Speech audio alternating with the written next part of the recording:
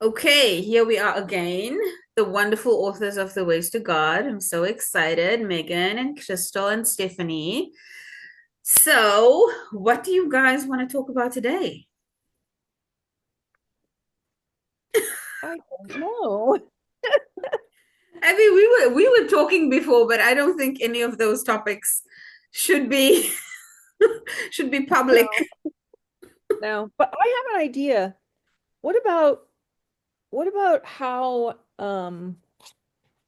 we feel as a result of like either finding love in our life? Like what was it like when we made that decision to change the way in which we move forward in life? Wow, Mm, that's a it changed. big question. Megan came with the deepness. Okay. I I bring it when asked. I mean, come on. For me, it changed everything. It changed everything for me because it meant changing the way I love my life. It Mm, meant, and then changing the way you live your life means automatically everything changes. The people you hang out with change. And it's not something you need to physically do. They just, disappear off the face of the earth, or new people come in and the old ones just kind of like fizzle out. So with new relationships come new experiences, new challenges, new conversations, new yeah. ways of looking at things. And then other things happen that you don't even see happening until you look back years later. Like, Mm, Stephanie's in the middle of moving right now, so she's going through the whole moving thing. She's in it, but in a few years she's going to be like, oh yeah, I moved and this is how this experience changed me, all yep. the things. So the same things happen to me over time, and you don't even notice it until it's happening or it's done. So a lot changed, but I think I wouldn't change anything that was painful in the process of all of it happening, because it was also perfect looking back on it, no matter how difficult it was at the time. And knowing now that everything was part of a package of like experiences that meant growth and expansion, I wouldn't be who I am if I didn't go through it the way it did happen, exactly the way it happened. So that's how I feel. How do you feel, Megan? Um, I feel at first I felt like, you mentioned something and it reminded me of feeling as though, oh wow, it's a it's a blank chalkboard or a blank book that's been handed in front of me with no instructions. And coming back jolted from an NDE was like, oh, wait, what? Because I didn't see things the same anymore. And I couldn't. And it changed so many things.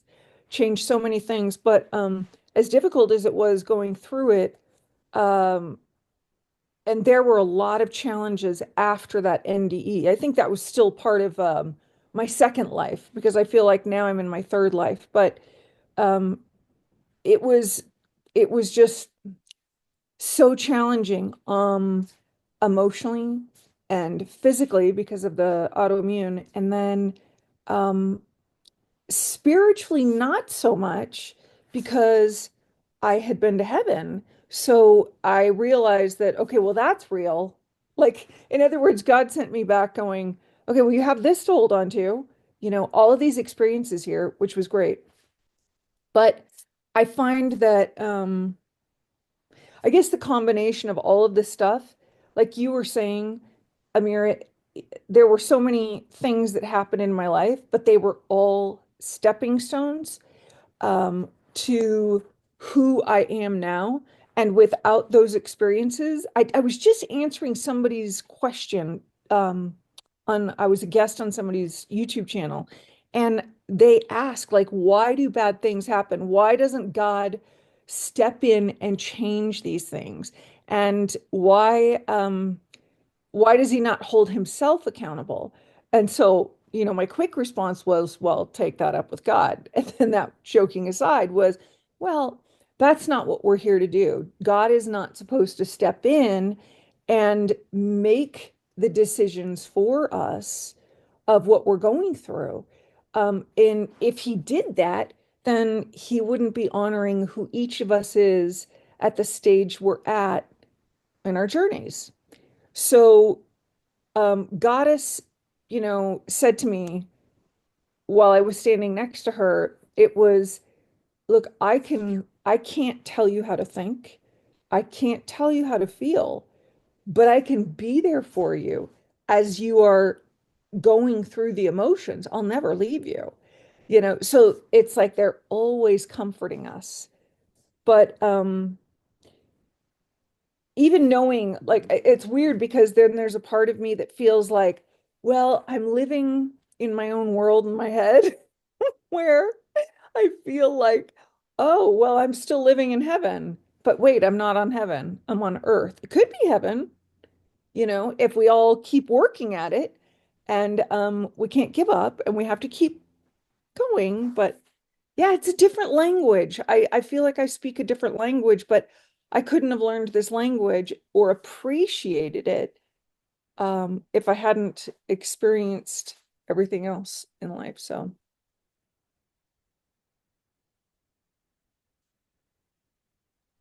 What do you think, Stephanie? How did it change you? Well, it's interesting this conversation because I had an experience that I've never shared with you all, and it's not in the book. I had a walk-in experience in 2006. I normally we hear about walk-ins where a person is suicidal or going through a trauma or anything, or something like that. None of that was happening with me. Everything was going normal in my life. Everything was okay, fine. But what happened is another kind of walk-in where your higher self comes into your body, a big part of your soul that has not been here before in this lifetime. And so, Amira, you were talking about how you have, when something like this happens, like an NDE, like, Megan, you were talking about, or a big vibrational shift, everything changes because your vibration is completely different. And so I had the exact same thing where, because nobody else could tell anything had happened. I was now looking through new eyes. And I mean that very literally, because when it happened, I was suddenly like going to work, and in my mind, the words going through were like, look at all these humans, look at all these humans. And I was looking at them as different. I wasn't one of them, and they were new species to me, and I was calling them humans. And so I didn't tell anybody what was going on, but my whole world changed. So all of a sudden, I couldn't even tell you how, but I was ordering books from Amazon, like stacks of them on spiritual topics and star seeds and all the, different, Pleiadians, Arcturians, all the channeled material, all the raw material, Seth material, just it goes on and on. And I was devouring these books like they were food. They were literal food for me. I was just devouring them. And so, and then, yeah, so everything changed. The people I was associating with, my life trajectory, and it's, initially you asked, Megan, you actually asked the question, how did you, I think it was you, Megan, who opened up this conversation about how, or it could have been Amira, sorry. How did you decide to live in love? Now that you've had these profound spiritual experiences, how have you made that decision to live in that love? And, in the case I'm talking about, it wasn't as concrete as that now I'm living in love, but it was a completely new vibration, a higher vibration. And so this is how it can happen for us, because we can't embody and be encompassing all the profound love that we experienced on the other side, which I have had those experiences too, where you know the love is so profound that you're sobbing and sobbing and sobbing, and you're feeling the particles of love vibration throughout your entire body. And then, but to be here in this density on this earth with everybody else, we can't hold that. It's not the vibration that's always here. Maybe it's always here, but we're not tapping into it on a regular basis. So I think it's more like a gradual thing of our vibrational changes are as gradual as our bodies can withstand, but that progressively we are sharing the love that's emanating from our vibration, from our energy field. And that's what's changing the world. We are changing the world in a progressive manner. And now, you know, whether it's 20 years later, 30 years later, from your experiences, you can see how the world has now changed. And we can notice that there is more love being shared and that people are more open. And it depends on our own. We are each our own universe, right? So it depends on our own sphere of influence and where our vibration is. But you know, we've been talking a lot in our group here about timeline changes.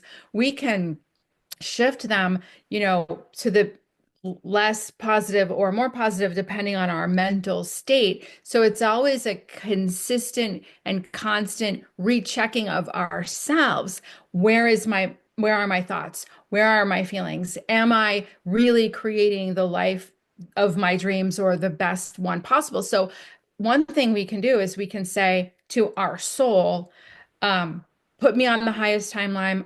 I'm on my highest timeline of the most love, abundance, you know, whatever it may be, integrity, truth, honor, whatever the words that are important to you are.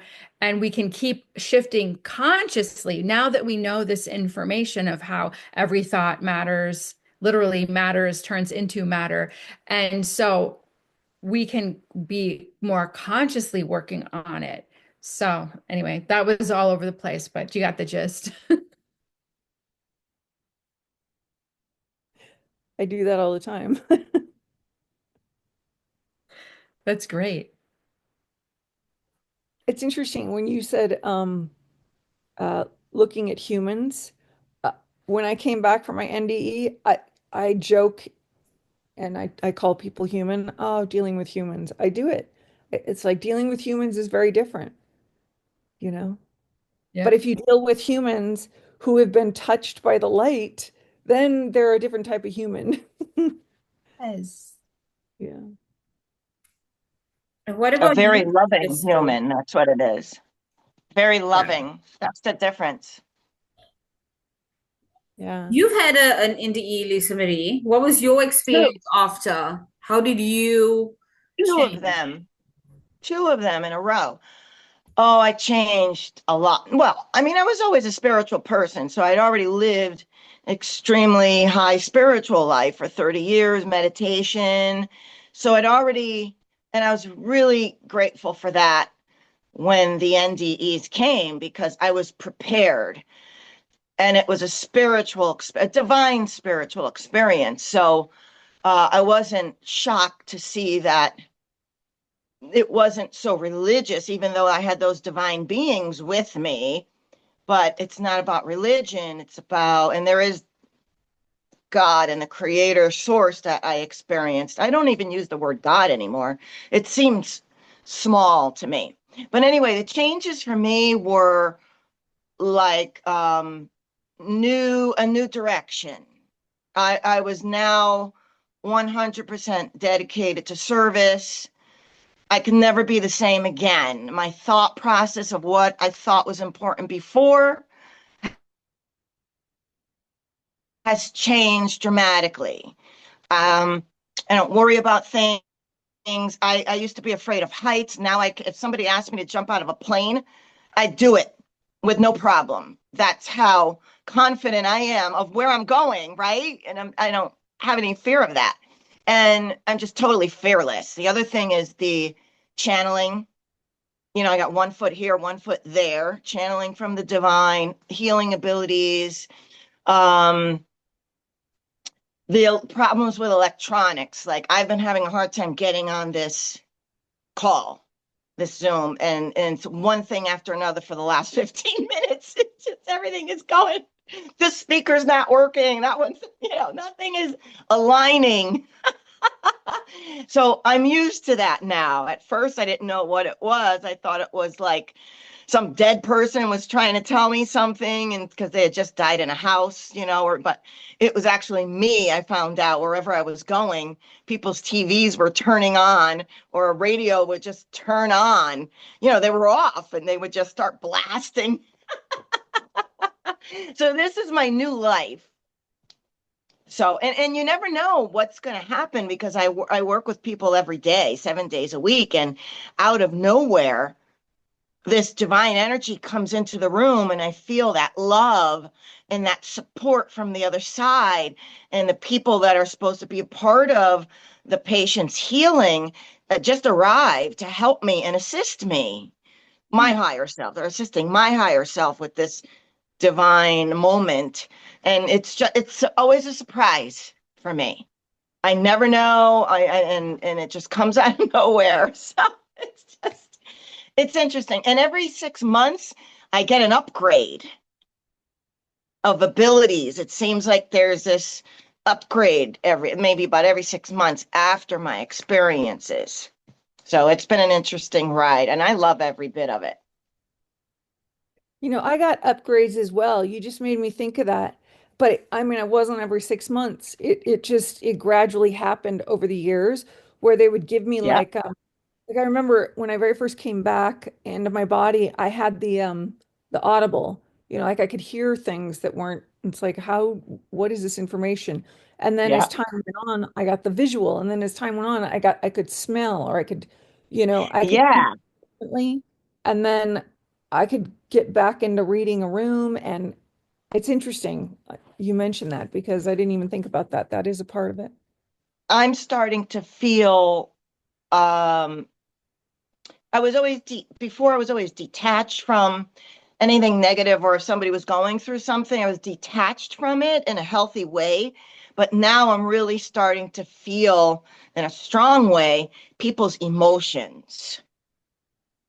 So if somebody is mad or sad for 5 days straight, I'm feeling that. So I'm learning that I'm trying to neutralize that. It's a new thing that I'm not used to. So I'm trying to put the loving, healing energy to try to dilute it in some way. So this is just a new thing for me that's happening. I just went through that. Like You're literally, kidding me. no, I got like I hosted this retreat, and there was a woman, 5 days, Yeah. 5 days of her being in a way, a manner, it was redunculous. I thought, why are you behaving like this? This is this my whole container is about love, but you are Right. resisting. Yeah. And so it got where another woman there had mentioned, like, I can't believe she keeps interrupting you. And so as the time has gone on over the past week, I realized that I realized that it was a gift. I didn't understand what the gift was, and I'm sure it's still going to unfold because it's so new still. However, it was the opportunity for me to look at what it is and why it is that she is triggering me, and where is it taking me to? Because Hmm. it's all about, oh, I see who you are.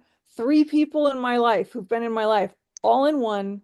Congratulations, you did it so quickly. So it's almost like this, you want to talk to yourself. Well, I do. I mean, to get myself through that moment. And so what I realized was, in that moment for me with those people, I refused to give her any energy. Literally, I thought, I'm not talking to this. This is not I'm setting the tone here. I mean, it was almost like going back to kindergarten, where you tell children, okay, we don't talk at this time. We don't, and I mean, I said all these things. And then, gee, and I thought, Wow, you're bringing your issues in. Like, I'm not your doctor, but I mean, this is this is for all of us, apparently. So it's like it's shared and bringing us back to a place in our life where we go, oh my gosh, I thought I cleared that part. I didn't realize that that was still going to come up like that. Yeah, and I think it's all part of the evolving, Megan, of our evolvement because we're going in a certain direction and it gets more powerful, more revealing. I'm noticing things like from family stuff and people in my family and childhood stuff that I never realized until now. Just things that I'm noticing in big ways. So it's part of the learning, processing, the people we're going through life with, soul contracts and things like that.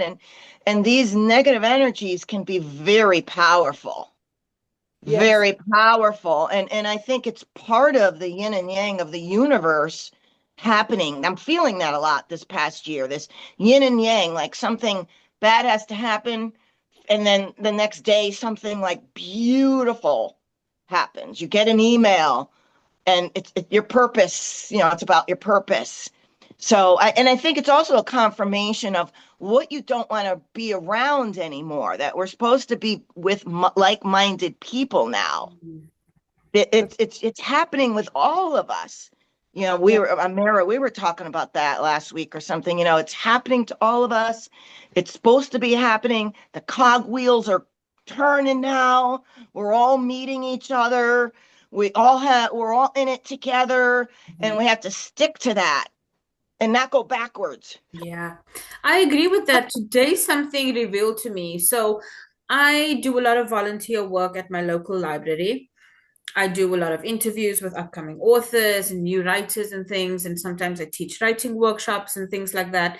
And I'm involved with a lot of the kids' programs that they do Mhm. at the library. And over time, I joined their volunteer group. And then there was a job opening, um, which I applied for a few months ago. And I was really excited about it. And I knew I was going to get the job because um, I have so many involvements in the library. It was almost like a natural progression type thing. And when they were doing, and I just never heard back from them.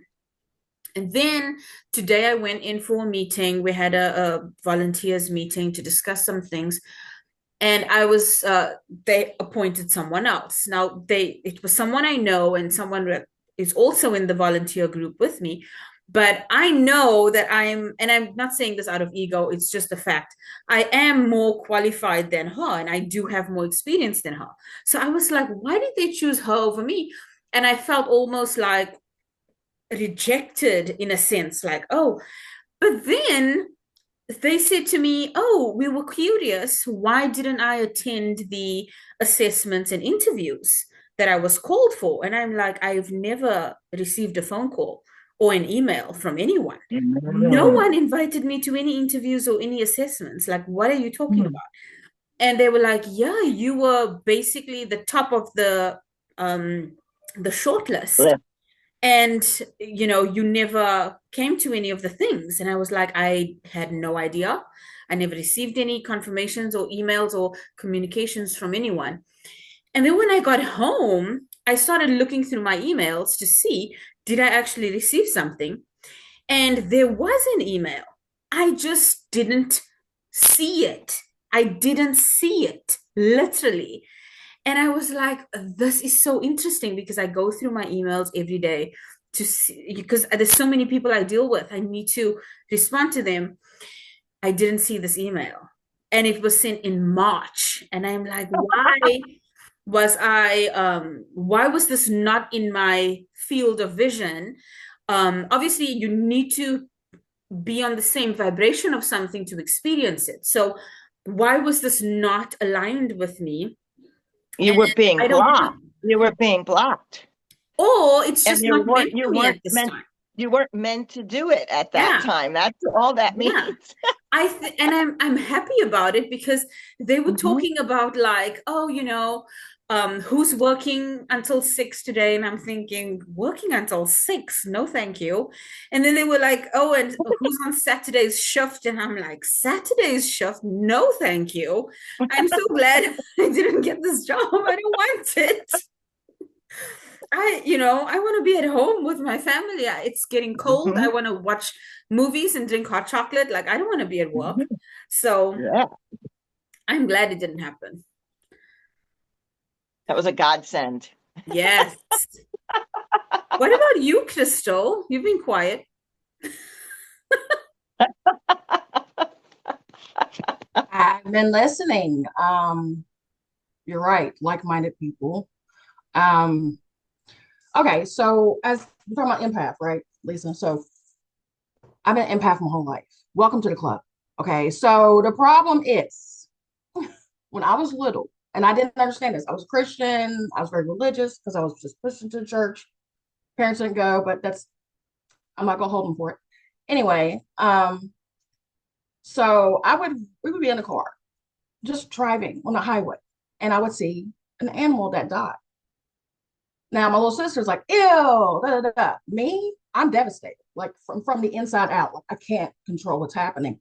All of a sudden, I feel pain, not like physical pain, but like the fear pain, the terror, the thing the animal went through right before it died, you know. And I know that now, but back then I didn't understand what was happening. Like, why do I hated it as a kid. I didn't like feeling like that. I tried to fight it. I tried to get rid of it. I would feel my parents mad at each other or disappointed in me. And, you ask them what's wrong, nothing. Or you get later on, you grow up, right? And you have little friend groups and stuff, and you feel things. You feel negativity. And you're not negative. You're fine. Like you're in a good mood. All of a sudden, you feel this it or this hate. So I'm like, are we okay? Yeah, why? Why are you being so paranoid? So start teaching you gaslighting at a very young age, and they start making you feel crazy, and then it goes into your marriage and your relationships, and you're feeling all these things. You're not crazy. You're not making this up. So that's something I have dealt with my entire life. I've tried to get rid of it. Even when I came to spirituality, I'm like, okay, so how can I get rid of this? And they're like, no, honey, that's a gift. I'm like, this is not a gift for me. I'm miserable. Like I don't want to feel your negativity. I don't want to feel your pain. I don't want to feel this stuff. And then I know y'all felt this amongst you. I don't know if you know. I know you felt this. I've had friends tell me my entire life, God, I was in such a bad mood, but I feel so much better since I've been around you. And then you leave like I got to be mad or depressed or I need a bath, like with some Epsom salt or something, because we are transmuters. And we as empaths, we will, as a healer, because we're healers, we're literally walking angels on this planet. You absorb all their stuff. You're here, let me help you. Let me take this. Even though you don't want to do it, like you don't put your higher self. She's with the shits. So she's like, yeah, let's fix them. So now what I've learned for myself, and anime is amazing. I don't know if you ladies, I know you probably don't, but I'm telling you, anime has shown so much more than books have. And it talks about your auric field and how we don't my field before I became spiritual, a psychic saw me. She's like, it's so heavy. Your field is full of burden and distress and misery. And I was like, well, how do I? Because at the time I was very religious. I was like, well, how do I pray about it? And she was like, you got to start meditating. You got to start clearing your mind. I'm like, meditation? Turn my mind off? Are you silly? That's impossible. But I learned to take all this excess energy from, Dr. Josephine, I love him, and just shoot it out the top of your head and just use it as your auric field and just to build your aura. So when I'm out here in New York and I gotta go out, it's really not as bad as people make it out. It's bad, but it's not that bad. But like getting on a subway, it's really crowded, I put up my auric field and it works. Like I feel amazing. As for NDEs, I've had several. The first one, I was still a Christian. I just had a baby, like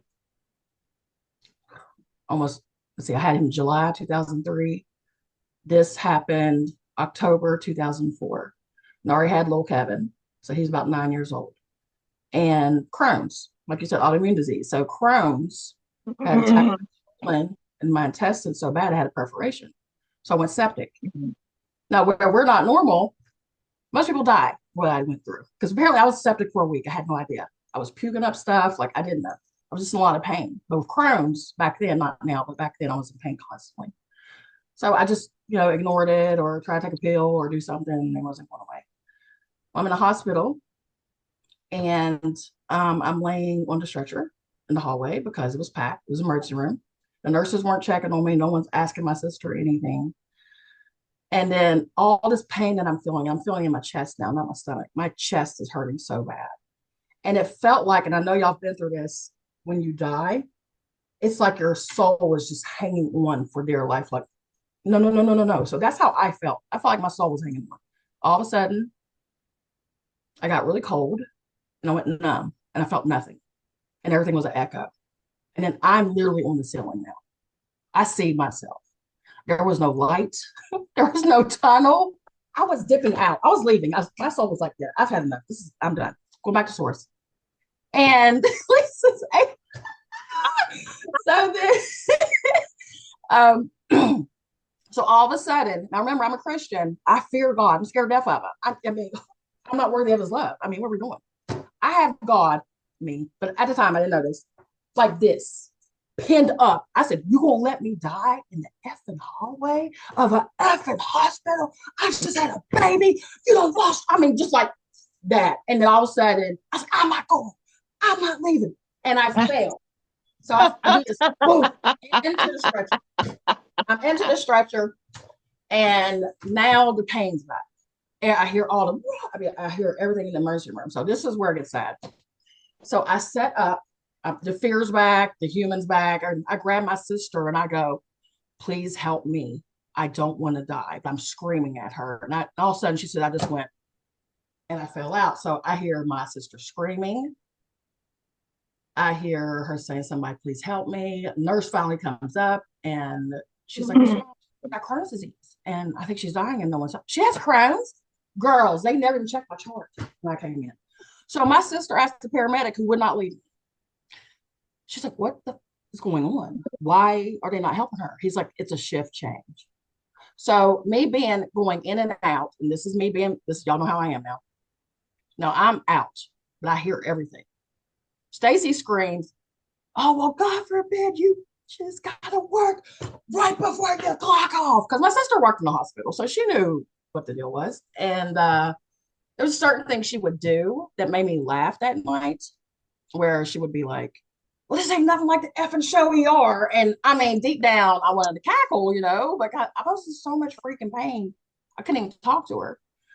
So yeah, that kept happening. And she said, it was like God was knocking you out. I would see you wake up. She said, because you were in shock. You were convulsing and everything. And she said, and then you would just pass out. The second one I completely forgot about my poor mom. Crohn's related. I just had my sigmoid ostomy put in. This was 2007. And they're like quick, like it's crazy. So in 2007, I put the wafer one. And when you first have the surgery done, you got to give you regular ones and you got to cut the skin barrier or whatever and put it on. Well, I cut it too small. So it cut into my stomach. So guess what happened? My bag was filled up completely. And I went, oh my God, I used the bathroom already? I didn't feel nothing. I go and just blood comes out. I went, I messed up. I messed up. And it's just pouring. So now I'm losing blood. So I rip it off. I take it off and I just see blood just pouring out of me. It won't stop. So I take a towel. It filled it up. I say, Kevin, go get my mom because at the time she lived beside me. She ran over there and I said, I'm trying to stop it. And it wouldn't stop. It wouldn't clot. It wouldn't do anything. So we called 911 again. They took me to a hospital I hate. They had no ostomy supplies there. They had nothing. Like it's like you're a hospital and you don't have ostomy supplies. That's crazy. So ridiculous. So then all of a sudden they're trying to get me set up so they can put me in a little CT scan thing and see what's tore or whatever. And all of a sudden I feel it. And I went, hey guys, I don't feel good. I don't think I can do this. And I just went. And then I heard, cold blow, cold blow. And mom screaming and crying and saying, oh my God, Crystal, don't leave me. And the whole time my spirit's going, I'm okay, mom. I'm okay. I wasn't. But it's so weird how you still hear the things, how you're Yeah. very present, you know? Yes. So I come back. Well, before I come back, right before the doctors, all the people start coming in to give me the boo boo boo, to shock me. I come back and I wake up. I go, Mom, stop crying. I'm here. I'm okay. I just passed out. And the doctor looked at me like, so the doctors are jumping her. Don't be calling a code blue if it's not really code. She's like, I wouldn't call a code blue for a heart to stop. I was here. So now I felt bad for this poor doctor. But again, are we normal, ladies? Are we? No. And then I had to have a whole full proctocolectomy. I had a Crohn's took everything. So I took my colon from the first perforation in 2004. They took most of my small intestines then. So I have a tiny bit left. So anytime a doctor sees me, it's crazy. So it gave me tachycardia, metabolic acidosis. So I start passing out a lot. And the kind I have, apparently your heart stops for a minute. And, so when I learned that, I was like, every time I pass out and my heart stops, and then I finally come back, I'm dying. Like, this is crazy. The last one that happened, I was on my mom's porch in West Virginia visiting, and I asked the Most High, and I looked up to the sky, and I was like, whoever is not for my highest good, remove them. And then I said this, no matter, this is the key. Woo! No matter how bad it hurts. And oh my God, it took 3 business days, ladies. It took 3 business. They start falling off. And I'm devastated. I'm crying. Fake friends, my ex-husband, who I was trying to be good to, because that program is in me. Be good to those who hurt you and abused you. Pray for those. It's still in me. It's deep since I was 5. Like, it's all I know. So I'm being good to this man. Helped him when his dad died. Helped him get his dad's stuff out of the house, like the mattress they found him on and stuff. I did all these things. Was there for him when his mom passed away. Just being his friend, like, because I love him and I want him to win. This man is preying on my downfall. I found all this out while I was in town. I was just like, so I'm heartbroken. I'm like, I can't even be his friend. I can't be good to him. And then North High was like, be good to those who use you. I was like, this doesn't work for everybody. Just like I said, negative energies, they don't care. Yeah. That's another thing. These spirits recognize you. Yeah. They recognize Yeah. course, you take every experience, it don't go away. Like, crystal Yeah. will always remain. I said energy. I know who my higher self is, but as crystal, I said okay. But yeah, like, energies recognize you, and sometimes they really do prey on your downfall, and they don't want you to win. And that's, you got to keep your shield up. You got to keep your faith up. Right. So yeah, do you have after effects like with the electronic equipment, Crystal? Oh, you're so psychic. Thank you for bringing that up. That was in my head, but I wasn't gonna talk about it. Yeah. I have been ready since 9:30. Okay. Amira is my witness. I'm getting hot. So this is a doubt. I'm having these upgrades right. Oh, I'm getting hot. Me and Amira were trying to have her little podcast thing. And I was wanting the green screen like you guys, because y'all are so fancy. Anytime I turn my green screen on, I'm the green screen. She's seen it. Like, I did it again today. Everything back here was normal. It was me who faded into everything. I was like, what the is going? I'm trying to cuss, guys. And like, like that one time I missed a Zoom meeting, and Amir's like, no, it's my fault. I sent the wrong one. No, sister, you sent the right one after. My goofy ass didn't look further down, and I'm the one trying to click one. So a lot of time it's human error with me. Yeah. But no, you're right. Like, things dying all the time. My poor phone. It's not that old. If I have it on me, it dies. Like, I don't have to be on it, and it's just getting wiped out. And I'm like, oh my God, things flickering, flashing, shit not working. The other day I was trying to fix my Gmail. I need you ladies to do that for me. I'm trying to fix my professional email account, and it's like nothing's working. Facebook said you're eligible for monetization. Apply here. I click it, error. I'm like, so yeah, it's just either I'm being tested and I'm failing, or human error. But yeah, I have a lot of electronic weird things that happen. I had a not just that podcast with someone else, and my light that was set up right. We had talked for half an hour. As soon as she hit record, she's like, "Welcome, Mrs. Crystal from We Are Magic," and that light went bloop. I was like, she's like, "Do you want me to just start over?" I said, "No, honey, I'm real. We're not gonna do this fake shit." I grabbed that light. They saw all of it. I was like, "We're gonna fix this shit." I was like, "This is who we are, people. We are human. Like we do Right. this. Like Right. not that. And then Mother Earth has really been working with me. I don't know how if y'all resonate with this. Talking about love. Woo! Oh yeah. That's powerful.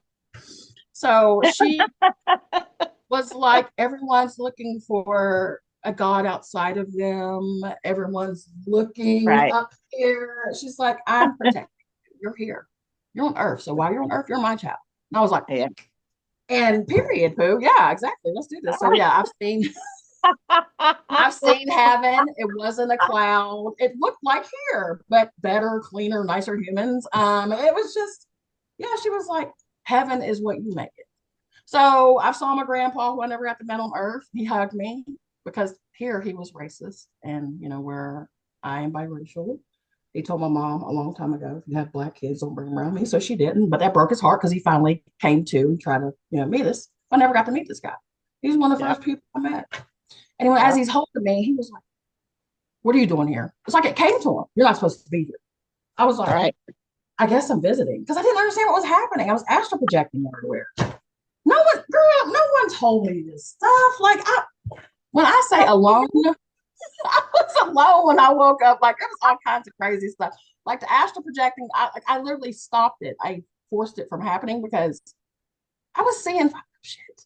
I'm an empath. Even the spirit, I'm just like, like I saw horrible things. Like I don't want. Can y'all show me fluffy stuff? And my higher self, like this is the universe, honey. Like it's not fluffy. Like the universe is made of chaos. Like, what are you doing? I'm like, you're right. I'm tripping. So I'm like, y'all, I accept. That's love. I accept God, the good, the bad. I accept the universe for what it is. I know even these negative beings out here are also source playing a human experience, and they chose to be the bad guy because source can do what source wants. That's what source is. Source is having a finger dream. Source is like, I want to feel everything. So Yeah. love to me is loving yourself and taking care of yourself and honoring yourself. And that's what I had to learn. Crystal, I think you should be in the movies. You have, you have, you have. I'm a musician. I'm an opera singer too. So you have my type of personality, or have a musician's personality, an actress personality, that live, vivacious by nature, animated way about you. And if you haven't done it already, you should really think about doing something creative like that, because you are a born movie star. Thank you, babe. God, Yeah, and I and think I was that in you're my able 20s. to move in and out of your, like Madonna, she can look like all different things. She always looked different and had all these different faces. And I think you could move in and out of roles very easily. You've got a talent there. I I like it. appreciate it. My I son's like it. my son, he's like, it's time to shift the We Are Magic to this podcast thing. We're about to put you. He's like, Mom, you're too hilarious. Like, what are you doing? We could be doing Oh, things on YouTube and making all kinds of yeah. money. Yeah, right. Now You're that funny. now that your whole career world just opened up. Right. Hey! That's right. Yeah. Thank you guys for listening. I want to jump in. You made me, God, you were all over the place, and I thought of so many different things now I can't remember, Crystal. But I just want to say two things. One about dying, and one about the love. Um, and first, what I recognize in your story was that I remember when I was dying, and I was alone in the hospital, and I couldn't get anyone to believe me that I was dying. I had gone in 140 pounds, I had abs. I always joke about that. I mean, it's real. I'm proud of them. I had them. Working my ass off in the gym all the time and like, living life and being a stay-at-home mom. And I had this privileged life, right? So then I get to the hospital and the doctor's looking at me and the nurses are looking at me and now they're ignoring me, but I'm dying. And what they weren't telling me was what I couldn't see because I didn't have a mirror in front of me and my body was becoming paralyzed. Well, I'd gained 43 pounds of fluid in 3 days. I was turning Mm. gray. A friend of mine came in and said, Megan, I touched your arm and it rippled. I couldn't come back. I couldn't watch you die. So she knew I was dying. They didn't do anything. So finally, because at that point, and I think it's important to talk about the distinction of wanting to live and knowing you're going to die. Like, I don't know, that's what you just made me Mm. think of. So, like, because I was an atheist at the time, and yes, I grew up Roman Catholic, but I was an atheist at that point for 18 years.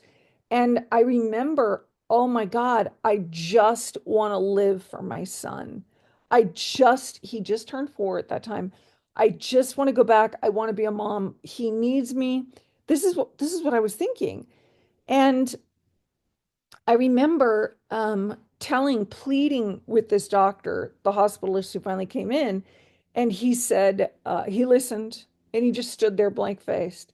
And he said, I give you 2 milligram morphine, I up you to 4 milligram morphine, I think you drug seeker.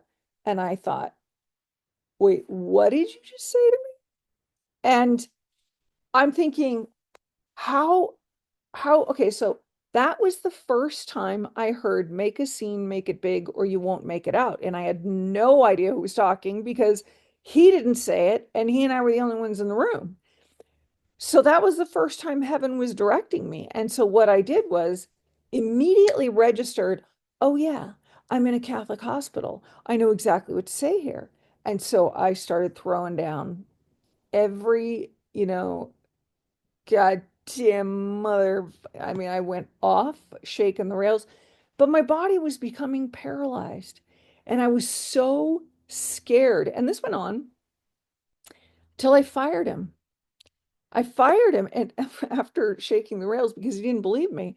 And then he kind of wouldn't go away and I had to threaten him, which I did. And then he left and one thing after another, finally get this nurse who I threatened her life too. I mean, that I would have her job.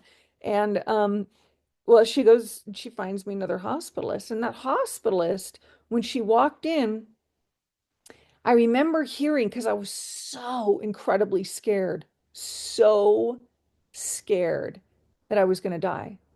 And I remember when the hospitalist came in, I scanned her with my eyes. And all of a sudden, I heard that voice again say, you can relax now. She knows what she's doing. And I'm like, I don't know who's talking to me. And then I relaxed. But I remember at one point, because it started to get worse. And I remember at one point, my therapist, thank God, she was in another state. She called me and she said, how are you doing? And I couldn't talk. But her, I was going to talk to. And I said, listen, I was in physically phenomenal shape. I'm so strong, but I'm being overtaken by something. I don't know what this is.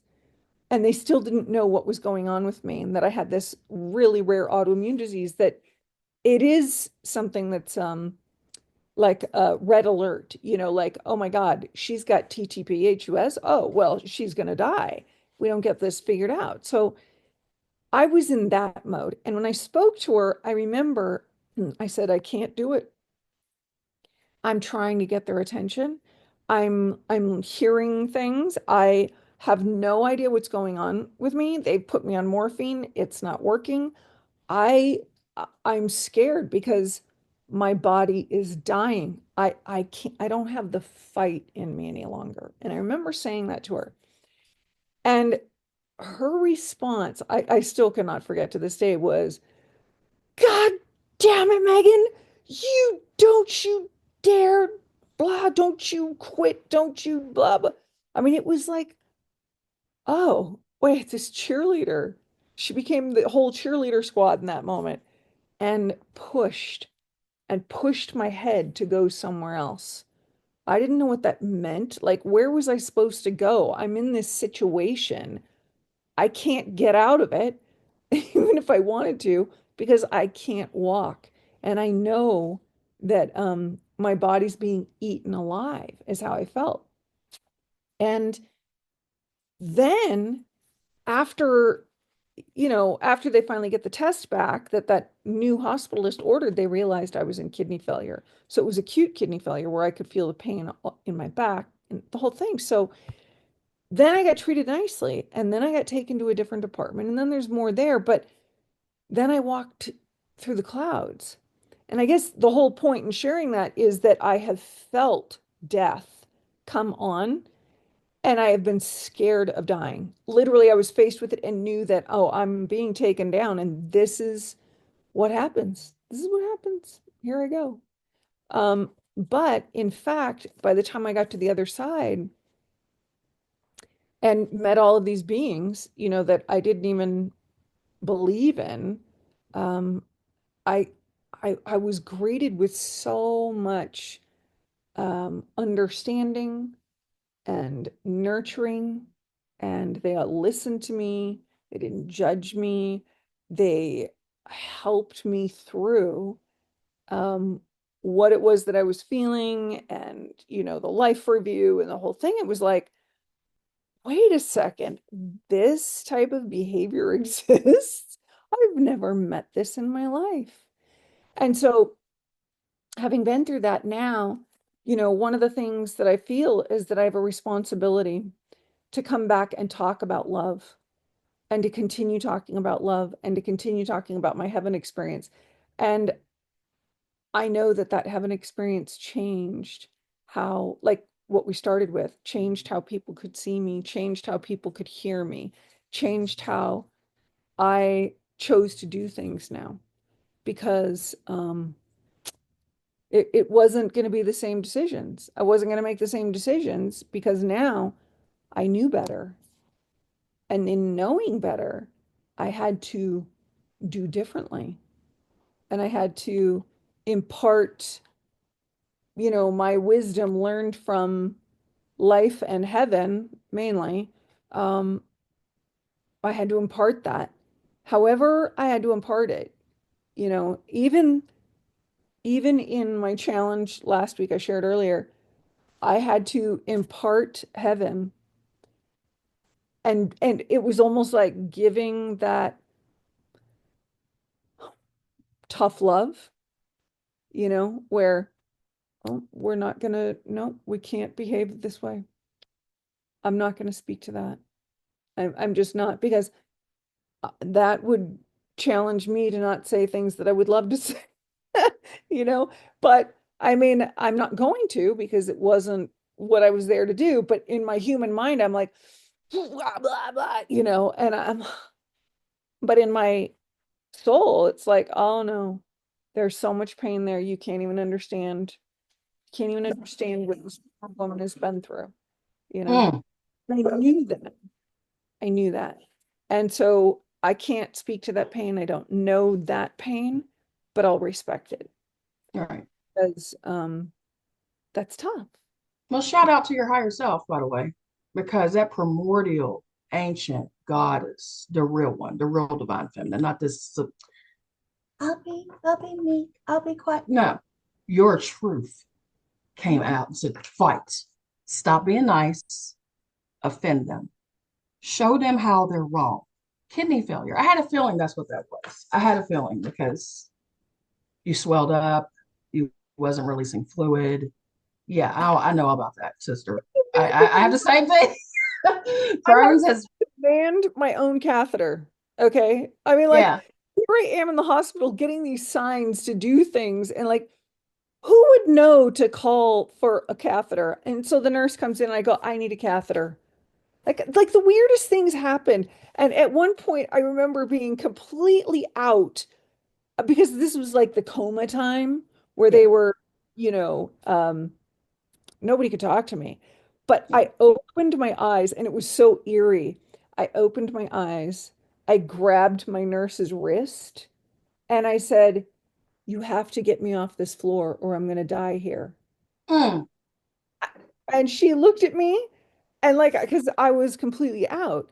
And then it was one of those God moments where they're like, "Oh yeah, wake her up right now. The nurse is there. She knows what to do." And I said, "You have to get me off this floor. I'm going to die here." And she said, I'll never forget. She goes, "Well, that's too much paperwork for me." She said, "I have a husband and he is the head of the sickest unit uh, in this hospital. I'm going to have you moved." And I was like, "Great." And then I went back out. And then I remember being wheeled up there and meeting him. And then they all started to take me seriously. Like I Mm. couldn't take it seriously. But heaven knew that. Like they guided me the entire time. It's bizarre. Great bizarre, by the way. Great things. But that's when love steps in. Um, if we just listen, it's there, it's happening.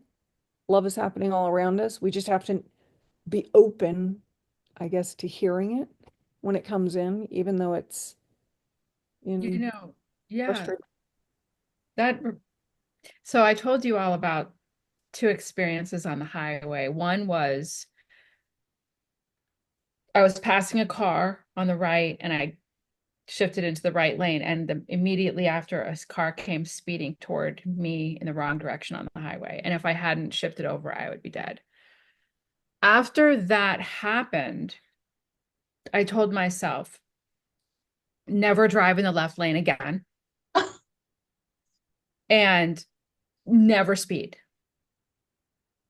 And so I made another trip on the highway, and I was in the right lane and I wasn't speeding.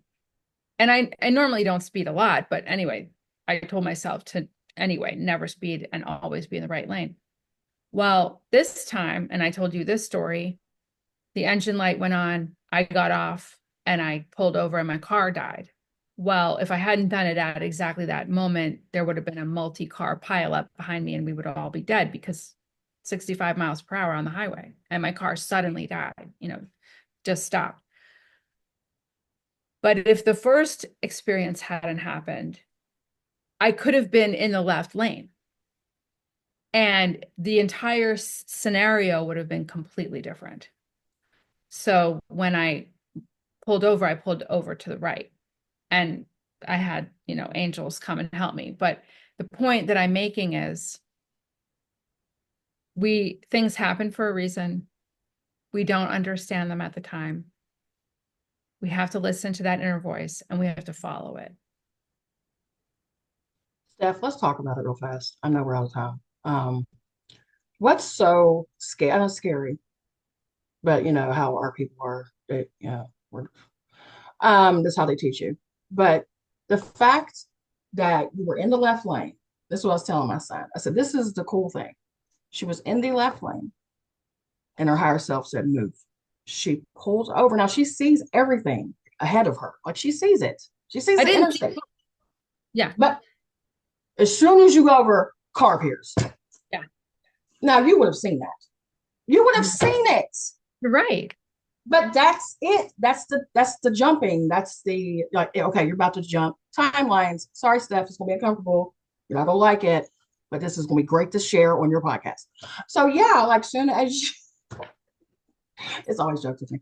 But yeah, that's scary. But it's so empowering, not is it not? Like you're so protected. And that's how we need to operate, not foolishly and ridiculously, but like to be that present when you listen and you're not letting any distractions and your higher self get in the right lane now. It's happened to me, not as cool as yours. Mine is like, I'm like you, I always go 5 over the limit. I never go over that because they don't pull you over 5 over the limit. I've Right. tested it. So 5 over the limit, I'm going. All of a sudden, I hear in my third eye, basically in my subconscious mind, get in the right lane. I was like, I don't want to get in the right lane. I get in the right lane. As soon as we come around this turn, there's a speed trap or there's a wreck up ahead or that, you know what I'm saying? Like it's being present listening to the people who knows what's best for you. Like we're just playing this game of life, and we don't see the stuff up ahead. They do. That's beautiful. That's right. Scary for you, but Yeah. I mean, it's girl. That's great. Oh, I love telling your story to my people. I just can I talk about it. Can I talk about your stuff on my podcast? I won't say your name. Thanks. I would love to. That is just so awesome. Scary. I'm not playing that down. The primordial goddess with Meg, telling her tear up shit as much as you can and get help. That's love. That's self-love. Of us being nice and all that crap. No, you can be kind. You can be loving. But being nice to make people feel comfortable while you're dying on a stretcher, no, no, no more. No. Yeah, sometimes the scary stuff needs to come out of us, and it's necessary, you know. Yeah. Crystal, you should have Stephanie on your podcast. Yeah, because her and we gotta talk about. I gotta have Meg too. At least I'll end you because we Yeah, have you all. should. You should send a calendar link or something in our group. Then we can all book times with you. Well, I had a wonderful time speaking to you, lovely ladies. I hope that we didn't even get to speaking about like the book and stuff, but I think all of it is relevant in some way because we are talking about things that are, all connected at the end of the day. So thank you so much for being with me today and sharing all your wonderful stories and your wonderful insights and all of your wisdom. I really appreciate it. And our book will be out on June 28th. I keep forgetting the date. I keep wanting to say July 28th. I don't know why, but June 28th on paperback and hardcover. The ebook is already out on pre-order. So I'm super excited for that. And I hope you guys have a wonderful day further. Thank you. You You too. too, Mara. Thank you. Thank you. Have a great day, guys. Nice to see you all.